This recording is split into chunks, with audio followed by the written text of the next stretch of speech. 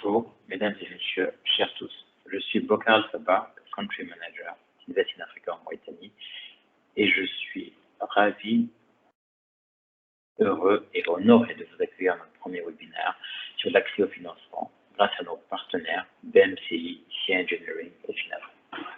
Invest in Africa est une organisation à but non lucratif active en matière de renforcement de l'accès aux compétences, au marché et enfin aux finances. Nous visons à donner aux PME locales les meilleures chances de tirer profit des investissements étrangers en Mauritanie, même pas que. Permettez-moi ici de saluer BP qui nous a permis d'exister en Mauritanie. BP qui souhaite utiliser son pouvoir d'achat local comme une force pour le bien du développement de la Mauritanie. Comme l'a illustré notre formidable webinaire organisé il y a de cela 2 jours, plus de 530 inscrits, plus de 200 participants en 3 langues, en anglais, en français et en arabe. Cette rencontre a permis aux fournisseurs locaux de comprendre les règles non écrites, les certifications et les qualifications nécessaires pour être compétitifs dans les industries extractives. Ainsi, nous savons que l'un des principaux défis est l'accès au financement, renforcer la compréhension, la confiance entre les banques et les entreprises locales, afin que les prêts soient in fine plus abordables pour les demandeurs. Bâtir cette confiance, cette compréhension mutuelle, tout cela prend du temps, tout comme la professionnalisation des demandeurs de prêts. C'est ce que contribue à faire Invest in Africa en Mauritanie. Et sur nos 5 autres marchés, nous avons aidé nos partenaires à accéder à plus de 10 millions de dollars de financement. Comme vous le voyez, nous travaillons dur pour combler le fossé de communication, le fossé d'information, le fossé d'opportunités pour connecter efficacement les individus, les entreprises, les banquiers, les consultants, bref, faire prospérer l'économie locale et créer des emplois in fine. C'est ce que nous recherchons et c'est le but de notre travail. Je suis ravi d'introduire maintenant M. Moulay Abbas, le PDG de la BMCI, pour illustrer les financements disponibles avec l'établissement bancaire 3 fois premier. Établissement bancaire premier en termes de produits nets bancaires, établissement bancaire premier en termes de clients, établissement bancaire premier en termes de volume de prêts, aussi bien en particulier qu'au privé. M. Elveli Edgana, qui nous permettra de mieux comprendre les forts enjeux, les défis d'un financement accessible, flexible et réactif pour une pépite mauritanienne, qui est active dans des secteurs stratégiques pour le pays. Et enfin, M. Benjamin Gongong, directeur associé de Finafrique, un cabinet de conseil panafricain spécialisé dans l'accompagnement des banques et des PME pour un meilleur accès au financement et par là même appuyer les demandeurs. Les présentations seront suivies d'une session de questions-réponses. N'hésitez pas, s'il vous plaît, à poser vos questions dans le forum de discussion. Nous ne promettons pas de répondre à toutes les questions, mais nous ferons de notre mieux pour répondre à un maximum d'entre elles. Par avance, excusez-nous pour cela. Une nouvelle fois, merci beaucoup de nous avoir rejoints. Vous êtes plus de 190 inscrits. N'hésitez pas à nous indiquer si vous souhaitez plus de sessions comme celle-ci sur des sujets similaires dans le forum de discussion. C'est toujours utile d'avoir un retour d'information. Vous en remercions et vous souhaitons une bonne session. Merci beaucoup. Moulay, à toi, si tu veux bien.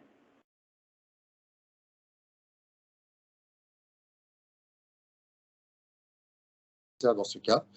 Et quand vous obtenez un marché, que l'entreprise vous demande une caution d'avance de démarrage qui sont des garanties traditionnelles que les entreprises demandent, nous demandons soit des garanties foncières, soit un niveau de réservation de fonds. Next slide, please. Les cautions de bonne fin également, lorsque vous avez un marché qui vient d'être complètement terminé, les entreprises vont vous demander des cautions de bonne fin au cas où il y a un problème sur le marché. Nous accompagnons sur ce type de cautions, donc qui sont les cautions de bonne fin, et elles sont fournies en fonction des besoins exprimés par vos clients.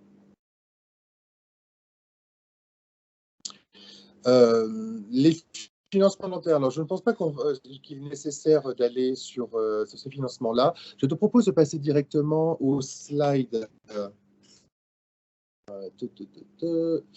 Au slide 12. Pour ceux qui souhaitent travailler sur des produits qui sont Sharia compliant. Nous avons un département, un département islamique qui est opérationnel depuis 2002.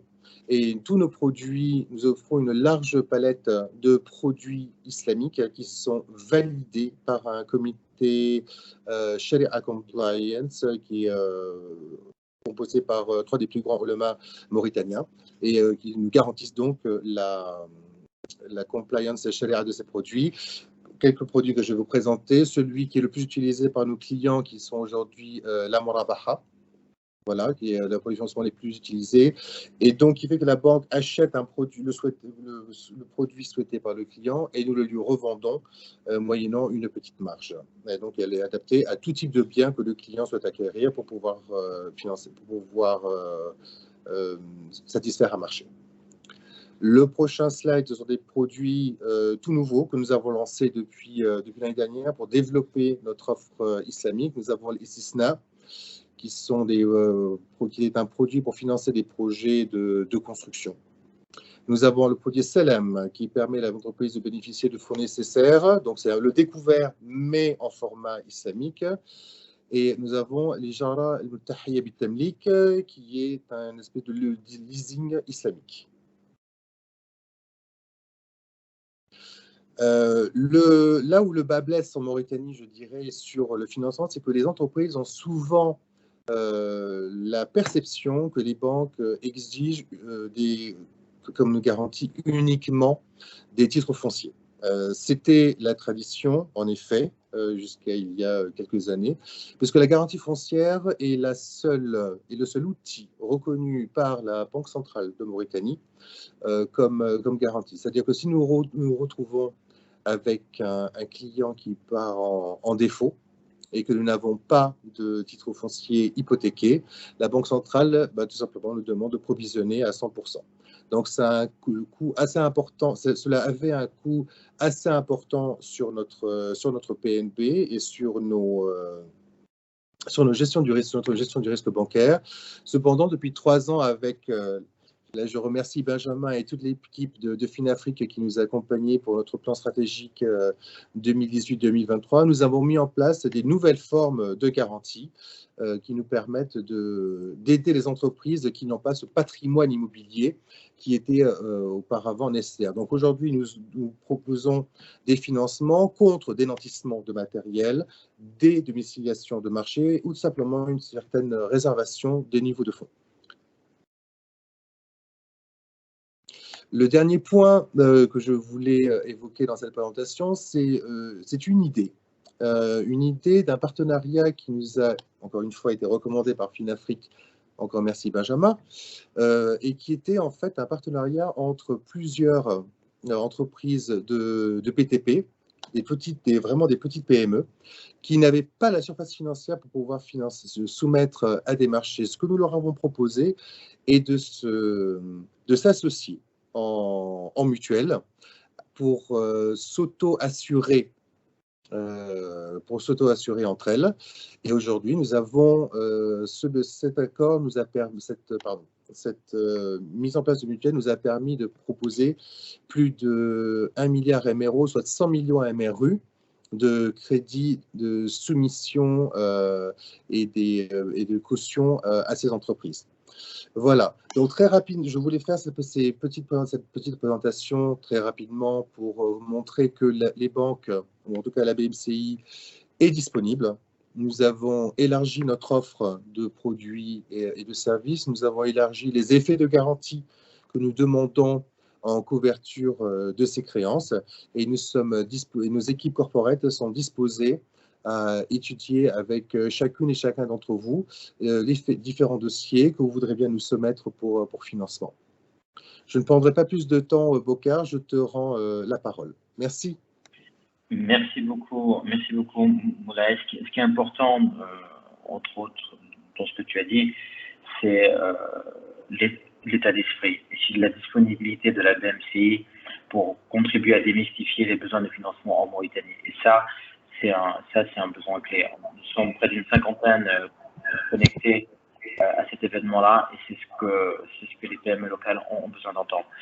Dans le forum de discussion, je vais indiquer l'adresse email du point focal de la BMCI en charge de cela, Amina, pour que les différents participants puissent la contacter directement et présenter leur dossier. L'introduction est toute trouvée avec M. Elveli Elkana, qui est un patron de PME mauritanienne, tout comme moi aussi, au sein de Invest in Africa. Mais Elveli est beaucoup plus important que moi aujourd'hui. Elveli, tu as la parole. Merci Boka. Bonjour tout le monde. Je vous remercie tout d'abord pour cette opportunité que vous présentez. Je suis Elweli Elkana, je représente le groupement de sociétés qui travaillent activement dans le secteur minier et pétrolier. Permettez-moi de vous présenter brièvement les deux entités qui sont déjà engagées dans ce processus de financement avec la BMCI. Je vous signale également que les différentes sociétés également ont initié ce processus qui commencera par des visites de lieux que la BMCI entamera la semaine prochaine pour mieux comprendre les activités de ces entreprises et aussi bien constater les besoins en termes de financement avec la BMCI. Pour revenir aux deux entreprises qui ont déjà bien avancé dans ce processus, c'est Sea Engineering, une société de capital local qui travaille dans le secteur minier et pétrolier et dont les activités se résument principalement comme ainsi: ingénierie, conception, fourniture de matériel, soudage et fabrication, contrôle de qualité, test de charge, test hydrostatique, protection contre la corrosion, et blindage et revêtement en caoutchouc. Inspection de protection contre la corrosion. Concernant la deuxième entreprise, également une société de capital mauritanien basée sur des talents et des ressources humaines nationales pour répondre aux besoins de marché en termes de l'évolution digitale et numérique, et particulièrement axée sur les activités suivantes: mobile banking pour supporter les banques, la distribution des produits télécoms pour aider les opérateurs à digitaliser leurs produits, l'ingénierie et l'outsourcing pour supporter le secteur oil and gas, à bénéficier de talents nationaux pour faire opérer leur département IT et télécom et ainsi se focaliser sur la production. Et le quatrième point, c'est sur la fourniture de produits high-tech répond aux normes internationales. Arrivons à notre sujet de cet événement. Nos besoins, comme tous les autres PME, se résument principalement sur des besoins peut-être catégorisés dans 3 catégories. Les besoins à court terme, étant donné que nos clients ne font leur paiement qu'à 30 à 60 jours après la soumission de facture.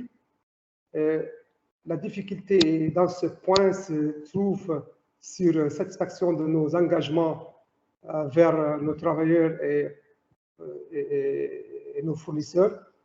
Donc la BMCI a été très active et compréhensible de ces difficultés que nous surmontons par des demandes avec des justifs contrats au PO et des factures nous adressons à nos clients avec une domiciliation à la BMCI. Donc, concernant le deuxième moyen de financement, c'est les moyen terme. Les paiements des projets moyen terme sont généralement sur des périodes contractuelles pénibles et relativement longues, sur des tranchées. Pour exemple, un projet qu'on a entamé, c'est le plate work, où nous avons engagé l'exécution du projet avec un coût de 30 millions MRI sur nos propres dépenses. La première facture de 35%, cette valeur a été payée après 4 mois de début du projet. Le reste sera payé après la livraison du projet. De tels défis et la nature des opérations sont mieux traités à l'aide d'une institution financière solide qui comprend les difficultés et proactif dans la coopération et le soutien.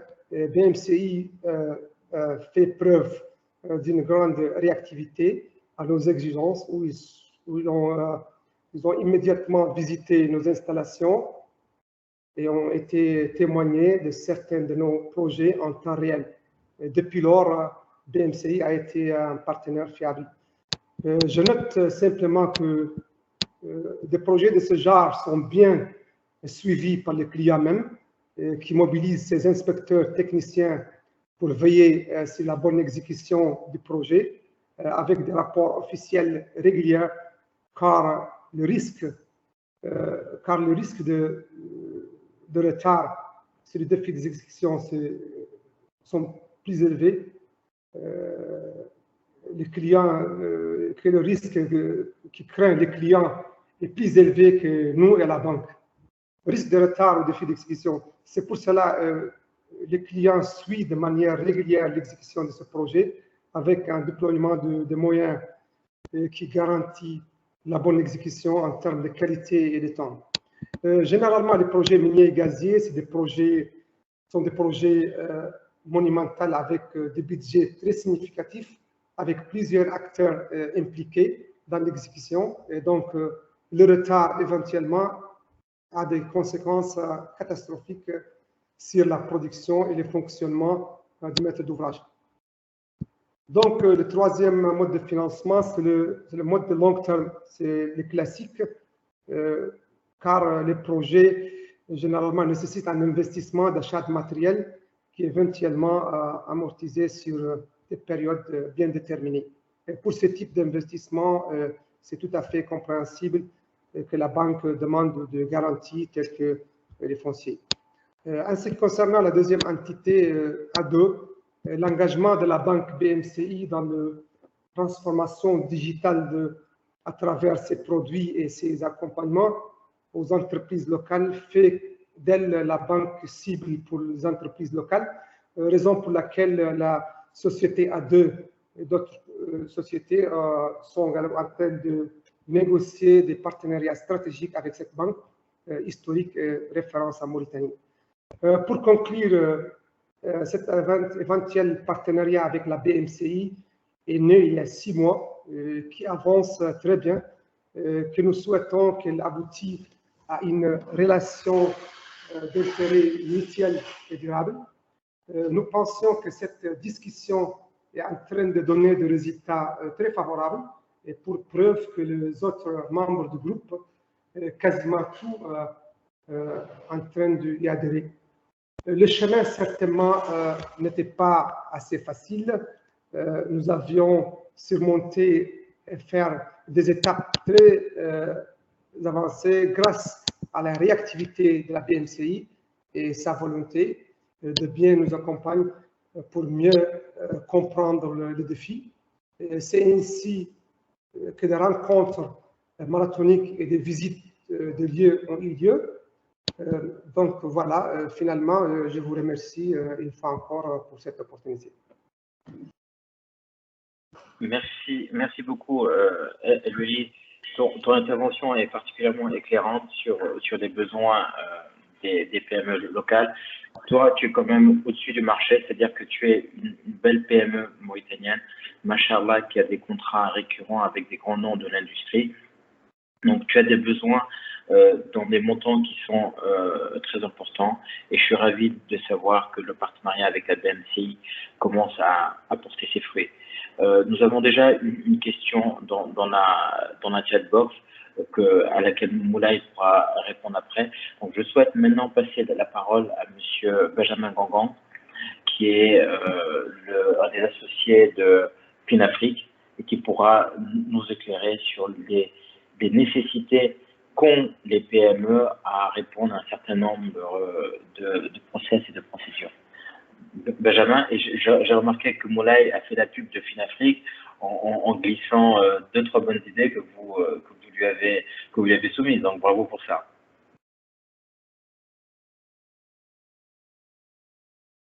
Ah, je crois que ton micro est toujours désactivé, Benjamin. Je m'entends. Parfaitement. Parfait. Ouais, donc je disais merci, merci à toi et merci à Moulay pour cette marque de satisfaction. Surtout, c'est important pour nous. On a travaillé avec la BMCI effectivement sur leur plan stratégique et sur leur processus. Donc, on est content que ça ait porté des fruits et suscité des ajustements dans les sur les différents points qu'il a abordés.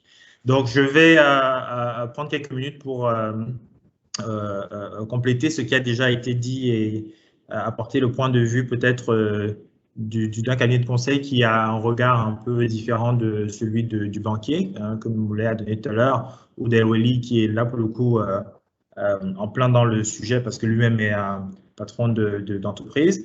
Et comment on peut essayer d'adresser ce problème de l'accès au financement quand on est une PME.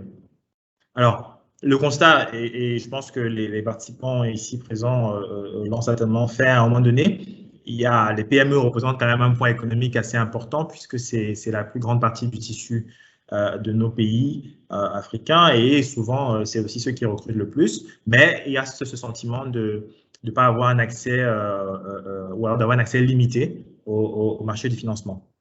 Alors, il y a dans ce contexte, bon, c'est vrai dans d'autres régions, mais particulièrement chez nous, une forte asymétrie généralement d'informations entre le banquier qu'on va solliciter pour le financement, ou d'autres acteurs d'ailleurs, et la PME qui a besoin de financement.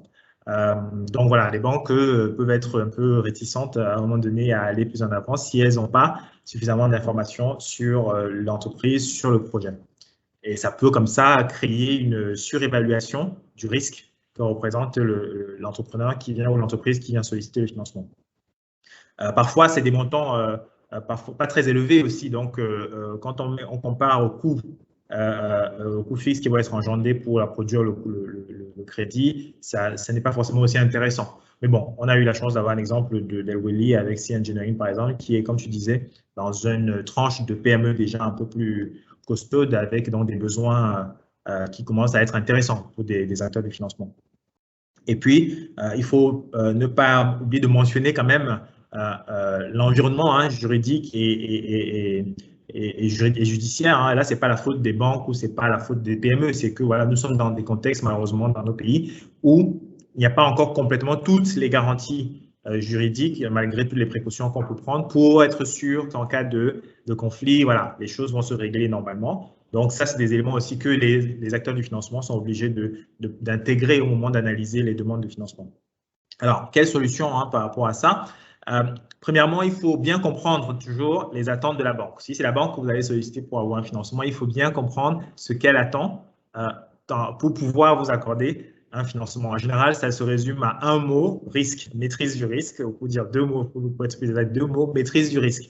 La banque gère du risque au quotidien et donc c'est important que vous ayez compris cela lorsque vous vous adressez à elle pour obtenir un financement. C'est pour ça d'ailleurs que Moulay tout à l'heure est souvent mentionné à la fin de chacun de ses produits, garantie, demandez. Voilà, ça participe de la maîtrise du risque. Bien définir et communiquer sur votre besoin. Donc, on finance un projet, donc quelque chose de bien défini qui va produire certainement, et on espère, des revenus et beaucoup de revenus pour permettre notamment de rembourser le levier financier qui vous aura été accordé à un moment donné. Donc, il faut bien le définir, donc bien l'intégrer dans l'ensemble des activités que vous avez pour montrer qu'il y a une cohérence et convaincre la banque du bien fondé de son apport. Apprendre à parler le même langage, ça c'est important aussi. Si chacun reste sur ses positions ou sur son code, c'est jamais facile. L'entrepreneur ou la PME, elle voit effectivement uniquement elle son besoin là tout de suite ou au moyen terme d'avoir un levier financier pour pousser son projet, développer son entreprise, son business. Le banquier, lui, qui est dans sa lecture très risk management, gestion du risque, voilà, il faut à un moment donné quand même trouver un terrain d'entente, sinon, parce que si vous parlez chacun une langue différente, c'est sûr que ça va être difficile de se comprendre. Et après, voilà, pour les PME quand même, ne pas oublier qu'au-delà du financement bancaire, il y a d'autres solutions qui existent. Et je prendrai 2-3 minutes à la fin pour aborder ça. Donc, sur les attentes de la banque, alors, une banque, quand elle vous reçoit ou quand elle va devoir vous accorder un crédit que vous avez demandé, ça va mobiliser chez elle un certain nombre de ressources. Donc, il y a un travail derrière, toute une moulinette que le client ne voit pas forcément quand il a une fois qu'il est parti et qu'il a déposé son formulaire, bah, la banque est là pour analyser. Elle va analyser votre demande en fonction de la nature. Que ce soit Mollet ou Elweli ont évoqué différents types de financement, court terme, moyen terme, long terme. Donc voilà, en fonction de la nature de ce que vous demandez, du montant que vous avez sollicité, de la durée, des modalités, tout ça va entrer en compte dans l'analyse, dans son processus d'octroi de crédit. Et c'est donc important de bien spécifier et d'être clair dès le départ sur ce qu'il vous faut par rapport à vos besoins concrets sur le projet. Un élément indispensable et essentiel dans cette analyse, c'est la connaissance du client. Donc, la banque a besoin de vous connaître avant de vous accorder un crédit. C'est vrai pour la banque, mais c'est vrai dans n'importe quelle situation, même à votre père, votre mère ou votre frère, si vous devez emprunter de l'argent, il vous le donne parce que voilà, il vous connaît. Donc, la confiance est d'abord l'élément fondateur de toute forme d'engagement comme ça, surtout l'engagement financier. Et on a besoin de connaître donc qu'est-ce que vous faites, qui vous êtes, avec qui vous travaillez, comment ça se passe, est-ce qu'il y a de la saisonnalité dans votre activité. Donc, en général, vous êtes déjà quand même un peu client de la BMCI depuis quelques années avant qu'elle puisse vous autoriser d'avoir des financements, notamment des financements conséquents. C'est important pour elle. Alors, assurez-vous qu'il y a de la cohérence entre votre activité ou vos activités régulières et le projet que vous souhaitez faire financer. Donc, la banque va analyser aussi l'évolution de votre activité au fil des années pour s'assurer que voilà, il y a quand même de la génération régulière de revenus, de chiffre d'affaires qui va permettre effectivement à cet acteur qui donne la capacité de pouvoir rembourser le financement ou le crédit qu'on va lui accorder. Il y a un risque toujours, on est obligé de le prévoir, d'impayé dans le pire des cas, voire de défaut complètement, c'est-à-dire que vous n'êtes plus capable de rembourser le crédit qu'on vous a accordé. Et l'historique, donc la banque va analyser cet historique-là de vos précédents engagements, si vous avez déjà eu d'autres, notamment dans son sein. Ça lui donnera aussi une idée de votre capacité demain à rembourser la nouvelle sollicitation que vous lui donnez. Voilà, le mot-clé, c'est la solvabilité. Elle va essayer de comprendre, à partir de l'analyse de votre historique, de votre comportement client, voilà, quelle est votre capacité et quelle est votre solvabilité afin de se décider si oui ou non. Alors, elle peut vous dire, oui, je vous accorde votre crédit que vous avez demandé, ou alors, je vous l'accorde, mais pas exactement le montant que vous avez demandé ou pas exactement les critères que vous avez sollicités. Ou alors, elle ne vous donne pas du tout parce que, effectivement, son analyse a montré que vous n'étiez pas en capacité de rembourser le crédit. Alors, là aussi, et là, je vais mettre une fois de plus du côté de la banque, elle le fait pas parce qu'elle ne vous aime pas ou parce que les banques ont quelque chose contre les PME. Donc, il faut comprendre, et Moulet, dans sa présentation, a bien évoqué le terme de PNB, c'est-à-dire la banque, c'est aussi une entreprise. Avant tout, elle est comme vous, elle a donc une stratégie, une ambition et des objectifs de performance. Et elle est surtout dans un secteur qui est extrêmement réglementé. La Banque centrale de Mauritanie, mais d'autres institutions également ou administrations, surveillent avec attention ce que font les banques. Et elles sont donc obligées d'organiser et d'encadrer chacun des engagements qu'elles prennent. Elle est donc tenue de respecter ces règles, sinon voilà, elle ne pourrait pas exister demain et vous ne pourriez plus venir demander qu'on vous prête de l'argent si elle n'a pas fait bien son travail. Donc voilà, les choix et les décisions de la banque sont largement gouvernés par ce contexte-là. Donc voilà, quand vous avez bien compris ces attentes, bien compris que ces décisions sont gouvernées par la maîtrise du risque, vous devez bien définir votre projet et votre besoin et l'expliquer de manière claire pour qu'elle comprenne dans quoi elle va s'embarquer si jamais vous accordez son crédit. Et la meilleure façon de le faire, c'est un business plan. Alors, on pense souvent que le business plan, c'est ce qu'on fait uniquement quand on va créer son entreprise pour expliquer, voilà, quand je vais la créer, elle sera comme ça, on va faire tel. Non, non. Le business plan, ça se fait à tout moment, y compris quand vous avez une entreprise qui existe depuis 10 ans, même 20 ans. Chaque fois que vous avez un nouveau projet, une nouvelle activité que vous voulez démarrer, c'est un excellent outil que vous pouvez utiliser pour décrire les objectifs de ce projet, de cette activité, décrire voilà, les ressources qui vont être, les moyens qui vont être mobilisés pour pouvoir la mettre en œuvre et donc tracer comme ça les lignes qui vont vous conduire à identifier les besoins financiers dont vous aurez besoin et peut-être qu'une partie de ces besoins financiers, finalement, vous les aurez déjà en interne et vous allez donc pouvoir définir clairement et l'expliquer à ceux avec qui vous allez échanger, quelle est la part de ces besoins-là qui peut être couvert par un apport bancaire, par un crédit à la banque, ou voilà. Et il dit que voilà, moi à côté, j'ai déjà cet apport interne qui permet de couvrir une partie du besoin.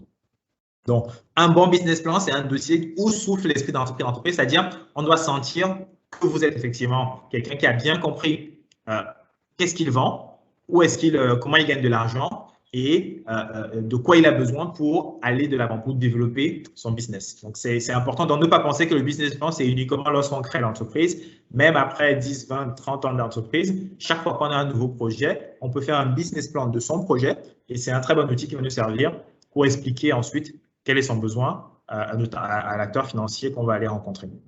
Il faut dans ce cas bien soigner autant aussi bien le fond que la forme. Le fond, ça compte parce que voilà, vous êtes en train de décortiquer. C'est un exercice d'abord pour vous. Hein, ça va vous permettre de formaliser vos idées, de clarifier ce que vous êtes en train de vouloir préparer ou de mettre en œuvre. Et ensuite, la forme, parce que vous allez le présenter. Ce n'est pas que pour vous l'exercice, c'est aussi pour les partenaires ou les partenaires financiers notamment que vous allez rencontrer. Et il faut vous rendre compte qu'ils ne sont pas dans votre quotidien.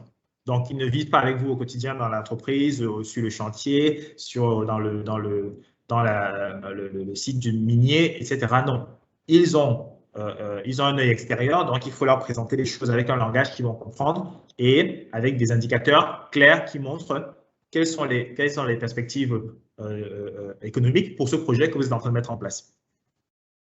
Donc, vous présentez-vous, hein, ne pas oublier de commencer par vous rappeler qui vous êtes, hein, comment l'entreprise est née, qui sont les fondateurs ou le fondateur. Comme vous feriez un CV si vous alliez chercher un boulot, mais vous présentez le CV de l'entreprise et ensuite l'objectif, hein, vous présentez de manière générale le projet en lui-même qui nécessite le financement.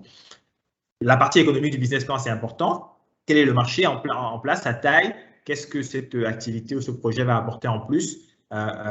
Et bien sûr, la stratégie pour produire des revenus et les coûts que vous allez identifier quelque part qui nécessitent d'être couverts par cet apport complémentaire.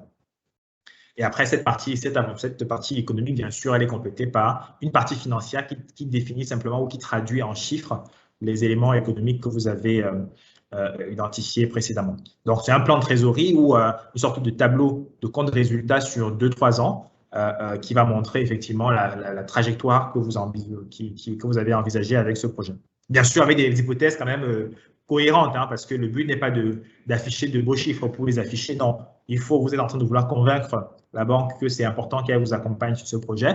Donc, c'est important que vos chiffres montrent une réalité et un optimisme mesuré de succès de ce projet-là. Et bien sûr, le tout est encadré par, en ouverture, une sorte de résumé parce que voilà, le business plan, il peut faire entre 10 et 30 ou 40 pages, mais il faut qu'au début, il y ait 1-2 pages qui résument ce qu'on est en train de présenter parce que voilà, ils en reçoivent exactement beaucoup chaque jour. Donc, il faudrait qu'il y ait une synthèse qui permet de comprendre de quoi il ressort avant d'aller plus en avant, de décortiquer. Et bien sûr, on peut annexer autant de documents justificatifs pour prouver qu'on n'est pas, voilà, que c'est un projet qui tient la route. Donc, c'est important de bien expliquer ce qu'on veut faire, de bien expliquer d'où on part, qu'est-ce qu'on fait et quelle est l'ambition, quel est le projet pour que la banque, effectivement, parce qu'elle aura besoin de tous ces éléments, y compris les éléments chiffrés dont je parlais dans la partie financière, pour prendre sa décision pendant la phase d'analyse. Voilà, une fois qu'on a dit ça, c'est important quand même que vous parliez le même langage, parce que si vous faites tout ça, mais que vous ne parlez pas le même langage, ça va être difficile. Si vous êtes PME, si vous avez un contrat pour aller, vous avez gagné un marché en Chine et que vous commencez à parler à Sany à vos partenaires chinois et qu'eux, ils vous parlent en chinois, ben voilà, ça va être un peu difficile de vous entendre. Vous avez besoin au moment donné de trouver une langue commune qui peut être l'anglais, le français, je ne sais pas, ou alors sauf si vos partenaires chinois ont appris par une chance quelconque le Sany et puis ou alors que vous avez appris par une chance quelconque le mandarin, voilà, vous allez pouvoir parler ensemble. Mais c'est important de trouver les mêmes codes. Le maître mot côté PME, c'est la formalisation. Les banques, elles ont besoin d'être rassurées, donc il faut être formalisé. De manière générale, la formalisation de la structure. Hein, vous êtes une PME avec un statut juridique clair, une comptabilité qu'on peut retracer, des états financiers réguliers et des obligations sociales remplies, des contrats formalisés. Ça, déjà, ça donne une image de responsabilité et un cadre qui va rassurer la banque quand vous venez la rencontrer. faites visiter vos infrastructures, invitez la banque chez vous. Et je suis content que Eweli ait abordé ce point-là, surtout quand c'est un secteur où elle n'est pas, qui n'est pas peut-être son secteur principal d'intérêt. N'hésitez pas à l'inviter à venir se rendre compte sur le terrain de ce que vous êtes en train de faire, de l'impact que vous avez. Ça participera à nourrir son analyse et sa décision certainement le moment venu. Et puis, il faut impliquer vos partenaires. Si vous avez la chance d'avoir notamment des partenaires internationaux avec un nom, ou même locaux, avec un nom déjà bien installé, ne pas hésiter à les associer à votre démarche de séduction, quelque part, si je puis dire, de présenter des lettres de partenariat, des contrats formalisés avec BP, comme on disait, avec d'autres acteurs. C'est tout et autant d'éléments qui vont permettre de créer un code de discussion clair avec la banque. Côté banque, voilà. Elle doit, je dois le dire cette fois-ci, je me fais l'avocat des PME, et les banques doivent repenser l'appétence au risque qu'elles ont pour toucher une plus grande proportion des PME. Donc, c'était un peu le style d'outils et d'éléments qu'on a apportés pendant la mission du plan stratégique de la BMCI. Et il me souvient qu'on avait fait un tour un peu de la Mauritanie. Et c'était important de leur montrer que derrière les a priori qu'on peut avoir, en creusant, on peut trouver de nouvelles pépites et ajuster au fur et à mesure son appétence au risque pour aller saisir ces nouvelles opportunités. Alors, après, ce n'est pas que la BMC, ça ne dépend pas que de la banque en elle-même. Il y a aussi une discussion, une concertation qui a à faire avec les autres établissements de la place et avec les autorités de supervision ou administratives pour qu'elles aussi intègrent de nouvelles possibilités ou créent ou renforcent davantage l'écosystème avec des outils juridiques et autres pour permettre aux banques de prendre des décisions en étant un peu plus, rassurées sur certaines choses.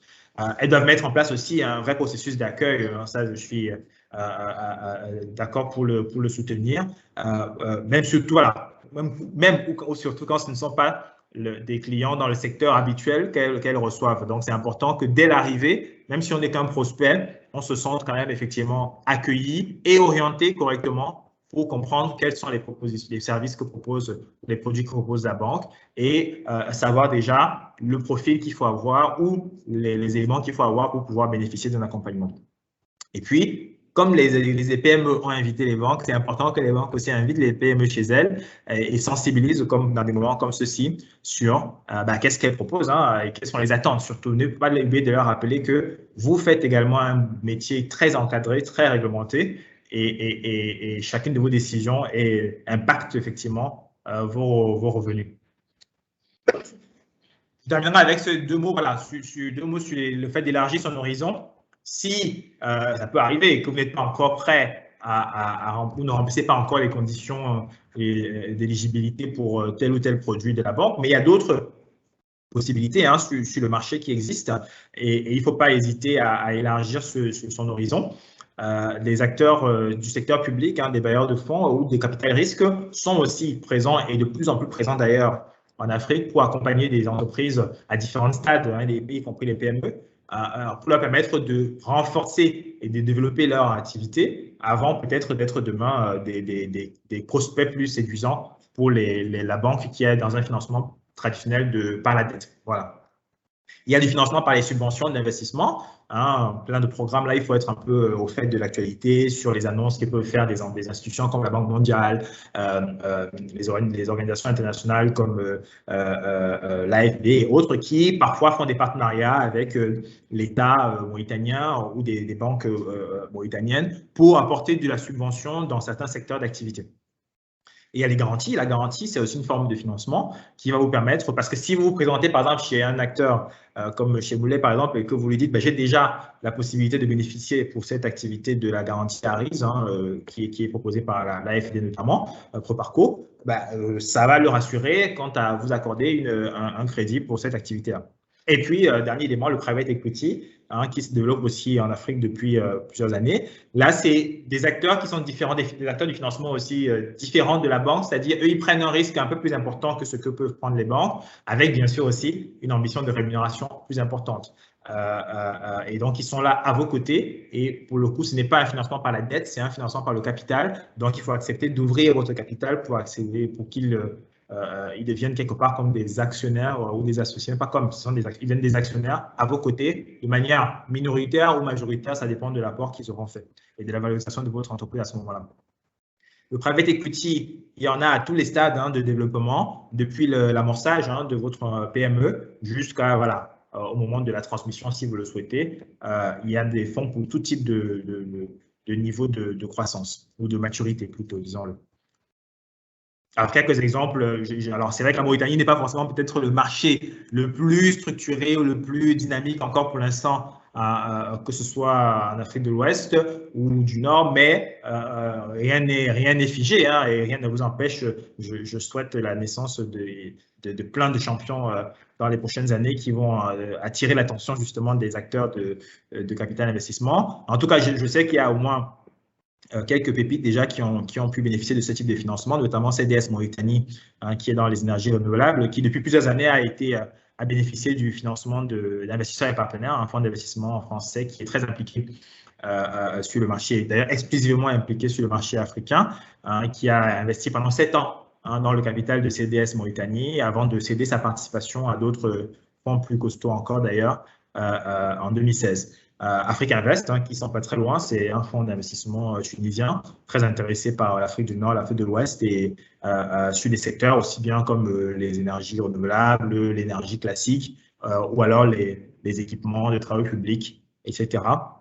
Mais ils sont nombreux. Il y a Méditerranée Capital du Maroc, Amétis Finance, Adiwadi Partners qui vient tout juste d'annoncer il y a quelques semaines qu'ils ont clôturé un fonds de 60 millions d'euros dans lequel a abondé la Banque africaine de développement, la BOAD ou encore CDC Group qui est le bras armé de la coopération anglaise. Donc voilà, il y a ces outils qui existent. N'hésitez pas à élargir votre horizon de regard si vous n'êtes pas encore prêt ou suffisamment équipé pour pouvoir bénéficier des produits bancaires. Ce qu'il faut retenir en tout cas, et je terminerai avec ça, c'est que la formalisation est essentielle. Donc, n'oubliez pas de vous mettre en forme, de vous habiller correctement avant d'aller rencontrer le banquier. Il a besoin de cette assurance-là pour pouvoir démarrer toute relation avec vous. Il faut anticiper sur les attentes de la banque, notamment sur la maîtrise du risque, c'est essentiel. Donc, pensez que votre comportement de client va être analysé pour pouvoir bénéficier d'un financement. Donc, préparez déjà dans votre business plan, identifiez déjà en amont même vous-même les points de risque pour pouvoir échanger sereinement avec le banquier là-dessus. Et puis, au-delà du financement bancaire, bien sûr, les alternatives existent. Merci beaucoup à vous et je te redonne la main, Bokar. Super, Benjamin, super. Merci beaucoup pour cette présentation absolument éclairante. La nécessité de formalisation, la nécessité de parler le même langage que le banquier. Ça tombe bien, il faut arrêter de mettre en accusation les banquiers. Donc, je vais demander à Moulay s'il a quelques précisions à apporter par rapport aussi à une ou deux questions qui ont été soulevées. La question basique et habituelle, voilà, j'ai tel projet, comment le banquier peut me financer? Donc, je pense que Benjamin a apporté quand même quelques éclaircissements. Si tu veux dire quelques mots, Moulay, s'il te plaît. Parfait. En effet, Benjamin a parlé de tout. Ce que je peux rajouter pour le cas spécifique de la BMCI, c'est qu'il est important pour nous de contribuer au développement du pays. Mais dans un cadre, je dirais, clair, précis et où le risque est quand même maîtrisé. Aujourd'hui, nous avons beaucoup de demandes de financement qui nous arrivent avec des business plans qui ne sont absolument pas réalistes. Nous avons des équipes en interne qui regardent ligne par ligne et malheureusement, nous rejetons souvent des dossiers parce que le business plan n'est juste pas bankable et il est trop utopique. Donc, je dirais, l'un des conseils pour les conditions d'accès au crédit PME, c'est venez avec un business plan réaliste. N'hésitez pas à vous faire aider par des experts comptables, par des spécialistes du marché si vous n'avez pas cette expérience, parce que c'est la première chose qui peut être c'est la seule chose, je dirais, qui va être un réel point de blocage. Pour parler des garanties, et là je parle encore une fois uniquement pour la BMCI, vous pouvez avoir toutes les garanties du monde. Si votre projet ne nous convainc pas ou qu'on n'a pas envie de travailler avec vous, le projet ne montera pas au niveau de nos comités. Il sera rejeté. Donc, avoir un business plan bancable, avoir une bonne connaissance de son marché. Mais là, en fait, si vous pouvez permettre, Boca, je pense qu'il y avait deux questions. Il y a la question d'accès pour les gaziers et la question d'accès pour les autres. Est-ce qu'on peut... Je pense que la personne, je crois, qui a posé la question n'a pas précisé. Non, il n'a pas précisé effectivement, mais ce que tu dis sur faire prospérer l'économie locale, ça concerne aussi bien les PME qui sont sur des marchés d'industrie extractive que des marchés. D'accord. En fait, nous aujourd'hui, le partenariat que nous avons fait avec vous, donc on peut parler du partenariat qu'on fait avec Dezia, c'est de faire un peu de faire cette première due diligence avec la société qui a un contrat avec des miniers, qui nous est apporté par Dezia, et là les formalités sont, je dirais, un peu plus faciles, puisque elles sont déjà, pour nous, cette due diligence est déjà faite. Aujourd'hui, la Mauritanie, on peut le dire, est un marché qui est très petit, tout le monde est très facile pour nous, et nous le faisons, de prendre toutes les informations nécessaires sur les nouveaux projets, sur les nouveaux clients que nous avons. C'est pour ça que je disais que si vous ne cochez pas toutes les cases de notre comité des risques, même si vous avez les garanties nécessaires, le dossier ne passera pas. La deuxième question, je crois, qui a été posée était pour le périmètre de 30 hectares. La réponse va être la même, avoir un business plan bancable. En plus, aujourd'hui, maintenant, nous avons développé une expérience dans le domaine agricole, puisque nous avons mis en place depuis nous sommes en 2021, depuis 2018, une appétence au risque avec des financements spécialement accordés au secteur agricole. Nous avons financé des champs agricoles dans la région du Sud, notamment de Rosso et de Kaidi. Nous avons financé des usines de décortiquage. Donc, nous sommes présents dans le secteur agricole. Donc, nous avons l'expérience pour pouvoir juger si un projet est bancable ou pas. Et nous sommes parfaitement prêts à vous accompagner. J'espère que ça a répondu aux deux questions qui étaient posées. Oui, c'est droit au but, quoi. Droit au but, ça a bien répondu. Elveli, est-ce que tu veux bien partager un peu ton expérience avec nous aussi par rapport à ce qu'a dit Benjamin sur la nécessité d'être bien structuré, d'être bien formalisé pour pouvoir prétendre à obtenir des financements bancaires? On ne voit pas bien ton visage. Hein. Oui. Ça va maintenant? Je crois que c'est... Oui, c'est bon? Ça va? Oui, ça va. Là. Non, pour moi, l'expérience, je crois que ce qui est très important, deux points. Le premier, je crois que c'est avoir un business plan, quelque chose que les gens peuvent comprendre et facile. Deuxième chose, qu'il faut que la banque... Boca, je vais juste continuer un peu en anglais, quoi, parce que je suis un peu comfortable. There is two things very important for to move forward, according to my experience. The first is to have a good business plan that the bank can adhere to, can understand. The second thing is very important, I think, is mentioned in the Benjamin presentation. The bank need to understand your activity. Like my experience with BMCE, when they visited here, they saw in real time the progress of the project. And not only that, they thought, okay, what is the risks that they have? I said, okay, look. Just I'll try to translate, okay? So, donc, ce que nous disait Elveli, c'est que ce qui est important, selon lui, il y a deux points. Le premier point, c'est avoir un business plan. Donc, ça, c'est important pour savoir où on va, où on est, où on va. Et le second point qu'il était en train de développer et où je l'ai interrompu, le temps de traduire, c'est de l'importance de nouer une relation partenariale avec la banque. Que la banque vienne et comprenne ce que vous faites et que vous soyez capable de leur expliquer, qu'il touche, qu'il voit de visu ce que vous faites. Can you proceed? No, the second point is the bank to understand, because the bank was looking at, okay, if we're going to give you money, what is our risks? But when I tell the bank, this is a bigger project, like the project we're working on is a 21K, it's a bigger project. Our portion of the project is very small. I mean, the company itself, the client, have more risk than me and the bank. And that's why they have inspectors.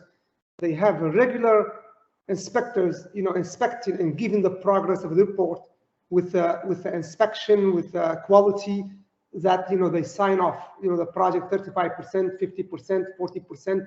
What are the risks, is going to make. Ok, donc en fait, ce qu'il explique, c'est que les banquiers doivent venir toucher du doigt la difficulté du projet. Lui, il est sur des projets très importants, avec des montants en jeu qui sont encore plus importants au niveau du client final.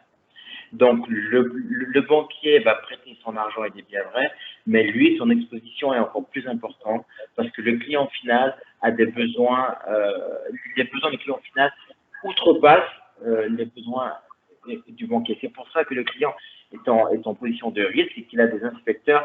Il veut s'assurer que l'ensemble des sous-traitants sont capables d'être au niveau pour qu'il n'y ait pas un impact négatif sur lui in fine, parce que ce sera lui qui paiera les pots cassés s'il y a un des sous-traitants qui font défaut parce qu'ils n'ont pas d'argent, par exemple. So I try to explain it. Ça, minimiser le risque pour la banque, c'est quoi? Parce que les projets de ce genre sont bien suivis par les clients même, qui mobilisent ces inspecteurs et techniciens pour veiller sur la bonne exécution de projets. Cela veut dire que la société, le client ne va pas rester jusqu'à la fin du projet pour dire que le projet c'est prêt ou c'est pas prêt.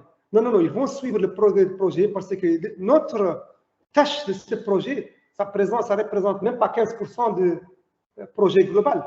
Cela veut dire que le retard, la qualité peut jouer sur la totalité des projets. Et les résultats seront catastrophiques. C'est un risque pour le client. Parce que si tous les autres partenaires ont livré leurs tâches et notre tâche n'est pas livrée, cela veut dire que le projet ne peut pas aboutir.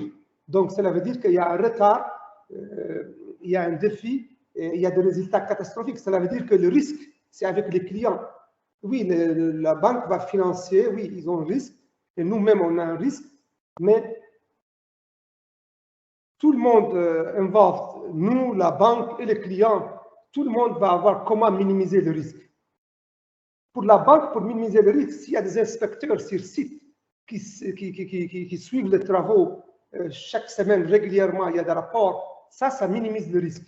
Voilà, donc c'est ça les deux points que je veux vraiment dire que c'est les deux points qui sont très importants pour ce processus.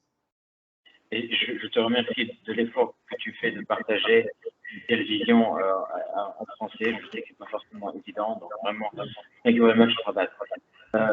Le point que lui dit, c'est aussi un des points d'activité de Invest in Africa, c'est d'arriver à combler le fossé en différentes attentes. Le banquier a ses attentes, le client final a ses attentes, la PME a ses attentes, le gouvernement et l'ensemble des stakeholders, c'est-à-dire des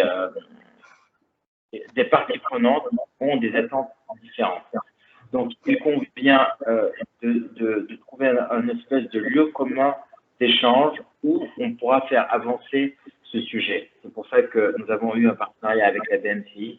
C'est pour ça que nous avons amené la BMCI à rencontrer LVLI, Sea Engineering, qui est sur la route du port. Je vous engage à prendre contact avec lui. Je pourrais partager ses coordonnées pour que vous alliez voir ce que fait une PME mauritanienne, combien ça coûte, les difficultés d'approvisionnement en carburant, les difficultés d'électricité, le montant en millions de dollars que ça lui coûte chaque semaine pour avoir une couverture énergétique suffisante pour lui permettre de produire ce dans quoi il s'est engagé à produire.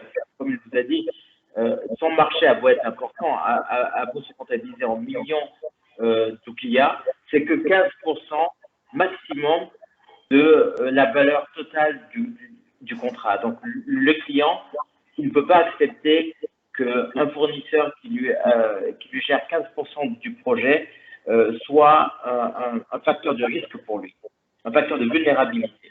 Ce facteur de vulnérabilité, c'est dans plusieurs choses. C'est au niveau de la certification, de la maîtrise des processus de ses collaborateurs, c'est au niveau du quality, health, enfin de la qualité, des procédures de health, safety, environment, de santé, d'environnement, de conditions de travail. Voilà. Il y a tout un ensemble de choses qu'il doit maîtriser, pour lesquelles il a besoin de l'appui du banquier.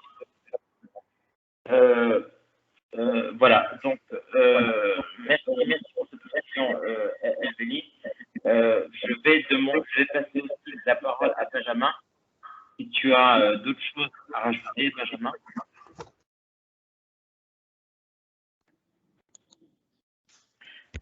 Merci beaucoup. Par rapport aux différentes possibilités de financement. Oui, alors, de toute façon, peu importe le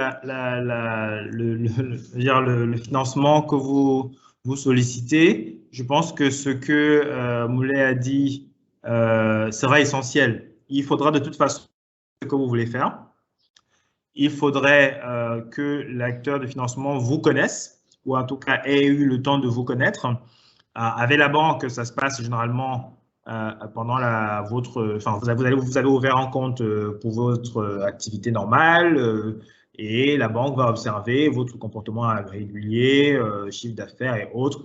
Et voilà, même comprendre qui vous êtes, c'est-à-dire votre actualité est un peu influencée. Si demain, vous venez solliciter la banque pour un financement et que vous passez au journal où on dit bah non, cette entreprise est soupçonnée de faire du blanchiment ou d'avoir participé à une opération frauduleuse. Bon, ça ne va pas rassurer la banque, elle n'a pas forcément envie d'être associée à des choses pareilles. Donc, c'est pour dire que au-delà des garanties effectivement que vous pourriez proposer, apporter, c'est important qu'on vous connaisse. C'est vrai donc pour les banques, mais ce sera aussi vrai pour les structures de capital investissement dont je parlais tout à l'heure. Parce que eux, contrairement à la banque, ils n'ont pas la possibilité que vous ouvriez un compte chez eux.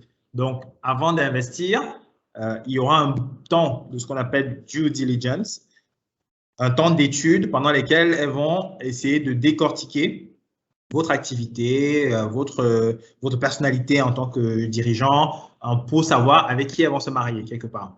Donc, contrairement au processus de sollicitation d'un crédit bancaire, les fonds d'investissement vont passer entre 6 et 12 mois à vous poser des questions, à collecter des documents, à venir rencontrer, venir visiter votre site, rencontrer éventuellement quelques partenaires avec qui vous travaillez pour bien comprendre avec qui elles vont s'engager. Ça participe de leur côté de la maîtrise du risque. Donc, vous voyez, c'est fondamental et ça reviendra à chaque fois, même chez des acteurs de capital investissement.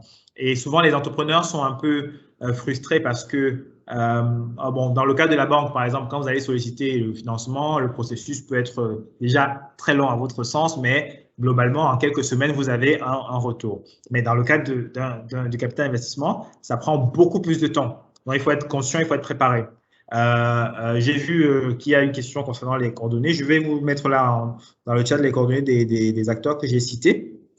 Mais vous pouvez les trouver facilement aussi sur Internet. Alors, la plupart n'ont pas forcément encore de bureau ouvert directement à Nouakchott, mais ils sont assez près généralement et les bureaux sous-régionaux couvrent généralement l'ensemble de la sous-région. Par exemple, pour le cas des investisseurs et partenaires qui a investi chez CDS Mauritanie, le bureau le plus proche, c'est celui de Dakar. Du coup, ils ont plein d'activités et ils ont plein d'autres exemples de PME dans lesquels ils ont investi au Sénégal, mais aussi au Mali, au Niger, dans les pays voisins. Donc, voilà, le bureau du Sénégal ou le bureau de Côte d'Ivoire peut se saisir du dossier et s'occuper de votre dossier. Africa Invest, comme j'ai dit, les fonds sont principalement tunisiens au départ. Mais voilà, c'est un acteur qui lui-même a eu des institutionnels internationaux qui ont abondé dans ses fonds. Donc, alors, dans leur cas, je pense que le bureau le plus proche pour vous, ce sera le Maroc. mais vous pouvez taper directement dans la porte tunisienne. Hein, donc, ils investissent après un peu partout. Et puis, voilà, les autres, voilà, je vais mettre quelques contacts, mais ils sont tous disponibles effectivement sur Internet. Et je voulais compléter avec un dernier point aussi, ce qu'a dit Moulay. N'hésitez pas à vous faire accompagner.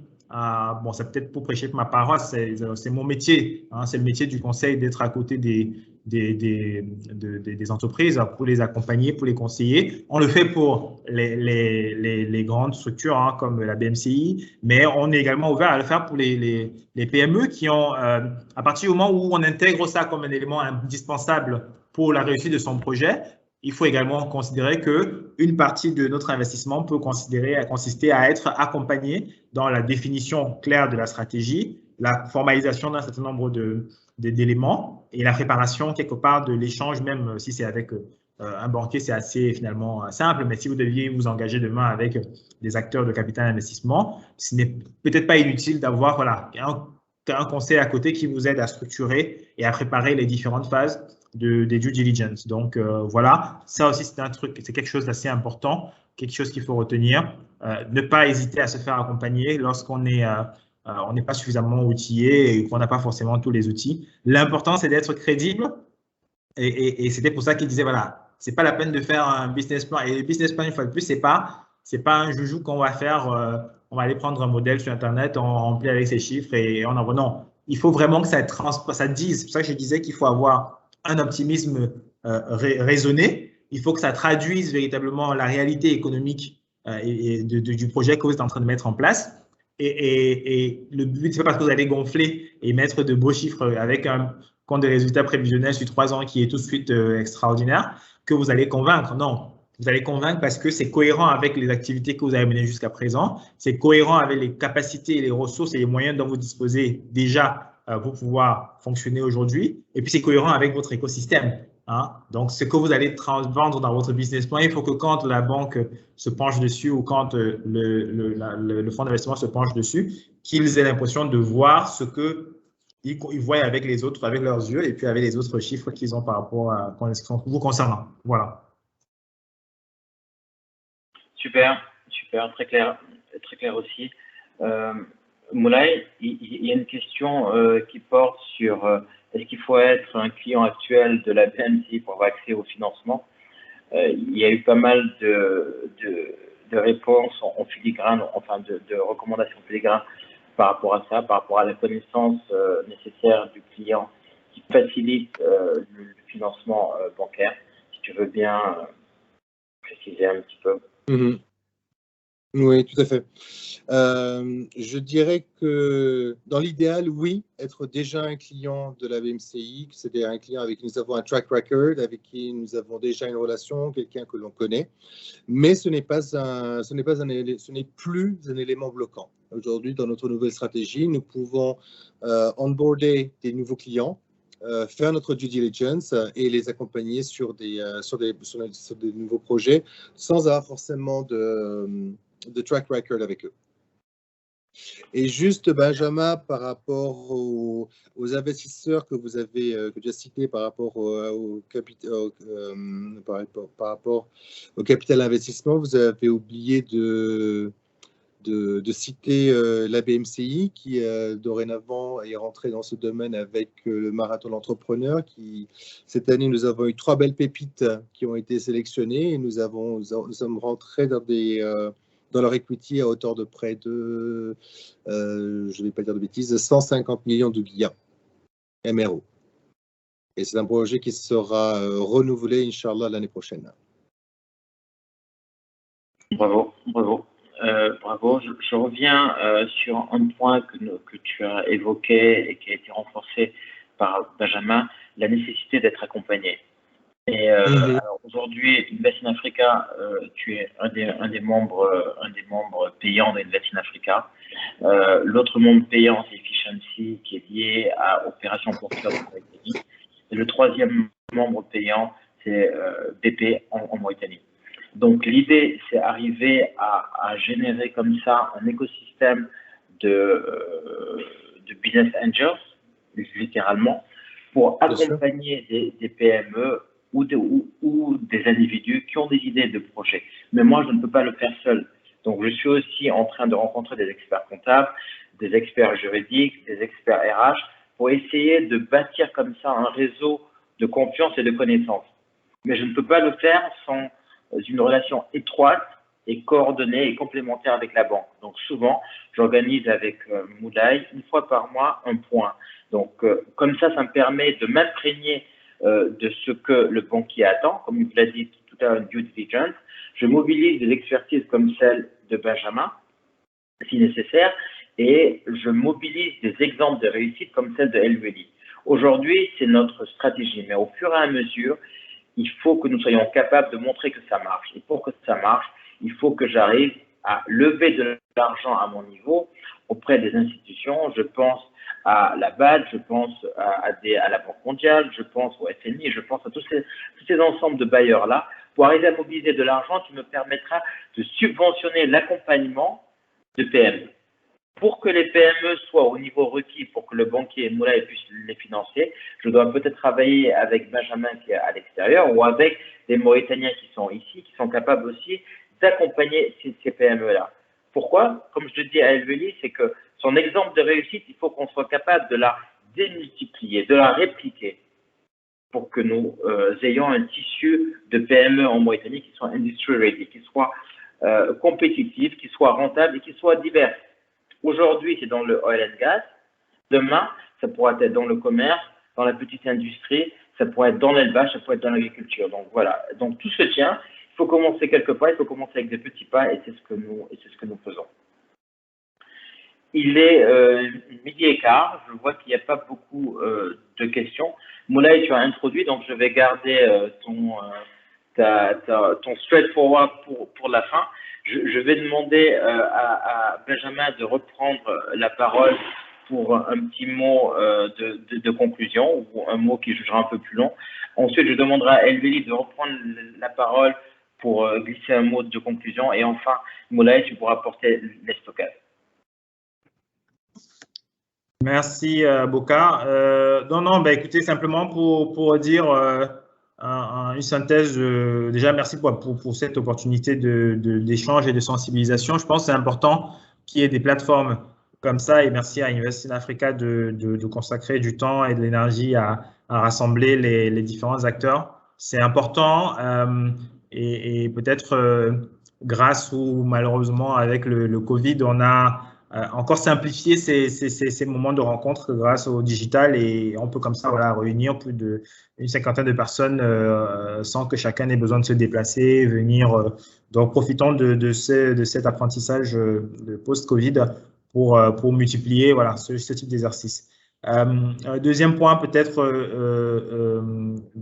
pour sortir de cet échange, n'oubliez pas que vous êtes, vous cherchez à financer des projets et tout le monde n'est pas dans votre quotidien pour comprendre ou avoir tout de suite la même façon de voir le projet que vous. Donc, pour moi, le mot-clé, c'est toujours de se formaliser. De formaliser, c'est les éléments de présentation que vous allez donner pour convaincre, séduire et amener les autres à la table de votre financement du projet que vous voulez. Il est essentiel de se mettre aussi à leur place et surtout à celle de la banque qui, comme je vous le disais, elle a beaucoup d'engagement elle-même de son côté et c'est important que, pour elle, chaque engagement qu'elle prend, c'est du risque qu'elle doit gérer. Et donc, ce n'est pas juste au moment où elle vous donne l'argent et puis c'est fini. Non, du coup, c'est un engagement qu'elle a dans son bilan pendant autant de mois ou d'années que l'engagement a été accordé. Donc, il faut se mettre à sa place de temps en temps et comprendre que ce n'est pas simplement par un état d'humeur qu'elle ne vous a pas répondu favorablement. Il y a eu un travail, des gens qui ont travaillé, qui ont décortiqué tout ce que vous avez apporté comme information et avant de prendre une décision qui se fait d'ailleurs dans un comité. Comme l'a évoqué Moulay, ce n'est pas une personne dans un coin qui va dire non, je n'aime pas lui. Non, il y a un comité qui s'est réuni et qui a pesé le pour et le contre de cet engagement-là. Et enfin, sur les autres voies d'ouverture que j'évoquais, bien sûr, le fait que la BMCI produise au départ, parce que c'est son métier initial du financement bancaire par la dette, ça n'empêche pas qu'elle puisse elle-même créer de nouvelles activités en son sein dans cette ambition. Et ça, c'est quelque chose que on a tout de suite remarqué en travaillant avec la BMCI, c'est que ça explique d'ailleurs certainement pourquoi c'est encore la banque leader de la Mauritanie. Elle est toujours dans l'innovation. Elle cherche à aller de l'avant, à sortir des sentiers battus. Et voilà, ce n'est pas surprenant. J'aurais pu le citer effectivement, cette belle pépite, cette nouvelle opportunité qu'elle a apportée à des acteurs auxquels on n'attend pas forcément, dans lesquels on n'attend pas de voir la BMCI avec le marathon de l'entrepreneur. Donc, c'est une autre façon d'apporter du financement et d'encourager, de soutenir le dynamisme, le développement de l'écosystème des entrepreneurs, de l'entreprise, de la PME et de créer des champions pour développer l'économie mauritanienne. Donc, voilà, c'est important d'ouvrir, d'élargir son spectre de possibilités au-delà du simple traditionnel le crédit qu'on va aller chercher. Voilà. Réfléchissez bien et formalisez bien déjà en amont, quel est votre besoin, comment votre projet va s'inscrire dans votre activité existante.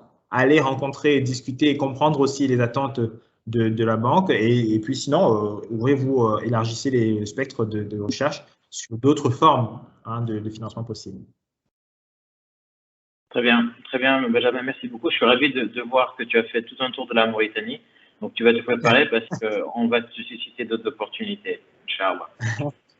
Avec plaisir, avec plaisir. C'est toujours un plaisir de venir voir les sables et la fraîcheur de la Mauritanie. Et de manger du méchoui. Oui. Alors, moi, je viens du Cameroun, on n'a pas de chameau, donc le méchoui spécialisé, méchoui chameau. Moi, c'est la viande que je préfère goûter quand j'arrive. Donc, et j'ai même eu la chance de faire vivre un ramadan en Mauritanie et de bénéficier de la solidarité, la sympathie et de Mauritaniens qui m'ont invité pour rompre le jeûne avec eux et c'était très, très agréable. Donc, je reviens toujours avec plaisir en Mauritanie. Super, ben, on va t'accueillir avec plaisir. Je taquine souvent lui en lui disant que je souhaite qu'il m'aide à susciter des concurrents à son business. Donc vraiment, je suis dans ma logique. Je lui demande son intervention pour que la BMCI nous accompagne dessus et je lui propose même de s'ouvrir aux autres pour susciter des concurrents. Donc vraiment, je suis dans ma logique, Elveli. Si tu as quelques points à rajouter, s'il te plaît. Ah, je crois que ton micro est coupé. Elveli, ton micro est coupé.